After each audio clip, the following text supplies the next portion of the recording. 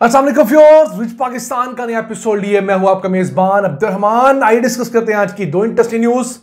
पाकिस्तान में जेरे तामीर दूसरे बड़े डैम मोहम्मद डैम की तामीर के लिए कुवैत आ गया है और कुवैत ने इस सिलसिले में अपनी तरफ से कमिट किए गए कर्जे में से दूसरी बड़ी किस्त जारी कर दी है। याद रहे, पाकिस्तान ये जो मोहम्मद डैम बना रहा है ये इस वक्त पाकिस्तान में जेरे तामीर दूसरा बड़ा डैम है। जब ये मुकम्मल हो जाएगा तो उस वक्त ये पाकिस्तान का 5वां बड़ा डैम होगा और ये हर साल हमें तकरीबन 77 अरब रुपए का फायदा देगा, एग्रीकल्चर बढ़ाकर सस्ती बिजली मुहैया करके। ये तमाम तफसीलात आपसे डिस्कस करेंगे। जबकि आज की दूसरी खबर, पाकिस्तान में सीपेक के तहत एक चाइनीज कंपनी ने बॉयल्ड बीफ प्रोसेसिंग प्लांट की फैक्ट्री मुकम्मल कर ली है। एक ऐसी फैक्ट्री जहां पर गाय के गोश्त को बॉयल करके चाइना फरोख्त किया जाएगा।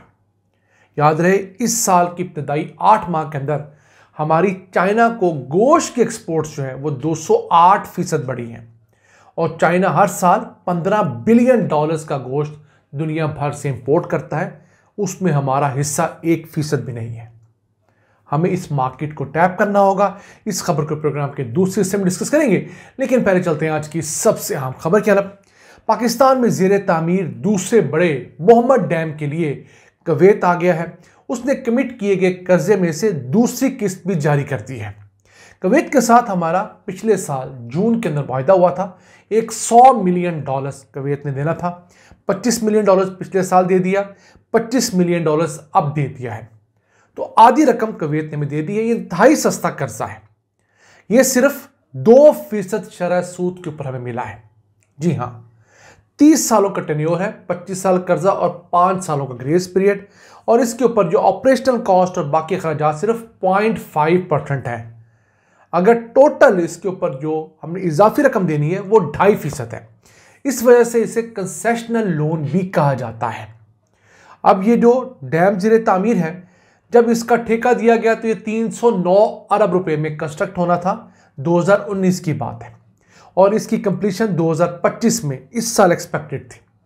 बदकिस्मती से पाकिस्तान में इस तरह के हर बड़े प्रोजेक्ट की तरह ये भी ताखीर का शिकार हुआ।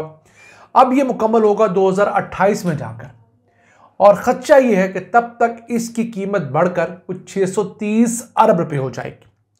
अब इस रकम में से एक हिस्सा तो पाकिस्तानी रुपयों में खर्च किया जा रहा है, दूसरा हिस्सा है जो डॉलर्स की मद में पाकिस्तान को चाहिए, तो वो कोई $900 मिलियन है।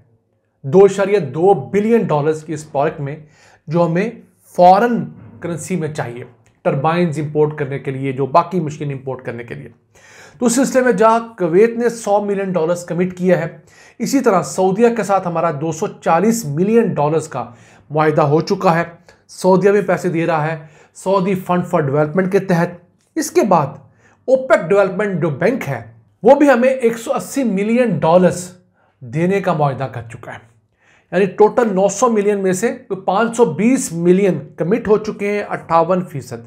बाकी के लिए हम काम जारी उत्साही रखे हुए हैं। मंसूबा बहुत अहम है।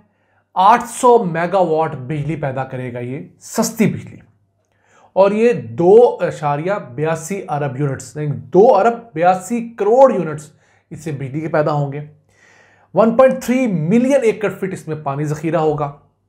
56 किलोमीटर तवील इसकी दरिया सवात के ऊपर एक बड़ी झील बनेगी और उसके साथ साथ इसमें जो पानी जखीरा होगा उससे एक तरफ तो 18,237 एकड़ ऐसे रकबे को पानी दिया जाएगा जहां अभी फिलहाल पानी अवेलेबल नहीं, वो नया रकबा ज़ेरे काश्त आएगा। लेकिन इसके साथ साथ 1,60,000 एकड़ अब जो रकबा मौजूद है उसे इजाफी पानी दिया जाएगा। यही नहीं, इसकी वजह से पेशावर शहर को रोजाना 300 मिलियन गैलन पीने के पानी की भी तरसील मुमकिन हो सकेगी। तो इस प्रोडक्ट के जो सालाना बेनिफिट्स हैं वो तकरीबन कोई 77 से 80 अरब रुपए के होंगे। पानी ज़ख़ीरा करने की वजह से जो इजाफी प्रोडक्शन होगी, फिर बिजली प्रोड्यूस होगी, उसके फ़ायदे। तो ये अगर 77 अरब रुपए हर साल हमें बचा के देगा, कमा के देगा, और इसकी कीमत अगर हम 630 अरब रुपए भी अज्यूम कर लें तो ये कोई 8 सालों के अंदर अपने तमाम अखराजात कॉस्ट पूरी कर लेगा और उसके बाद हमारे मज़े ही मज़े हैं। ये फ़ायदा होता है इस तरह के बड़े प्रोडक्ट्स को शुरू करने का, लेकिन जब हम उन्हें डिले करते हैं, यकीन कीजिए उनकी कीमत बढ़ने की जो वजूहात हैं और उस वजह से पाकिस्तान के लॉसेस बढ़ते हैं।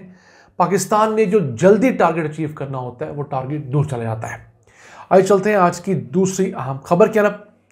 सीपेक के तहत चीनी कंपनी ने रशियाई स्पेशल इकोनॉमिक जोन के अंदर ऐसी फैक्ट्री मुकम्मल कर ली है जहां पर गाय के गोश्त को पकाया जाता है और फिर उसे एक्सपोर्ट किया जाना है। 192 मिलियन रुपए की लागत से बा न्यू फूड प्राइवेट लिमिटेड मुकम्मल हो गई है। तस्वीर आप स्क्रीन पे देख सकते हैं। इस फैक्ट्री के अंदर 200 के करीब डायरेक्ट और इनडायरेक्ट जॉब्स जो है वो क्रिएट हुई हैं। अब रशियाई स्पेशल इकोनॉमिक जोन जो है वो पाकिस्तान में सीपेक के तहत ऑपरेशन होने वाला दूसरा स्पेशल इकोनॉमिक जोन है। पहला था फैसलाबाद के करीब इस्लामाबाद इकबाल इंडस्ट्रियल सिटी, दूसरा ये रशियाई खैर पख्तूनख्वा के अंदर, और ये 5 अजला के एक संगम पर वाक़ बेहतरीन 1000 एकड़ पर वही स्पेशल इकोनॉमिक जोन है। यहाँ पर फैक्ट्री लगने का मतलब ये है कि पाकिस्तान से चाइना को जो गोश्त की एक्सपोर्ट्स बढ़ रही हैं उसमें अब चाइनीज़ खुद भी बहुत इंटरेस्टेड है। चाइना दुनिया भर से मुख्तलिफ अक़साम का $15 बिलियन का गोश्त इंपोर्ट करता है। हम जो हमसाए हैं वो 1% भी गोश्त चाइना को इंपोर्ट नहीं करते उसकी डिमांड का।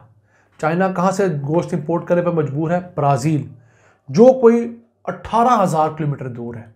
दूसरी तरफ ऑस्ट्रेलिया कोई 12,000 किलोमीटर दूर है।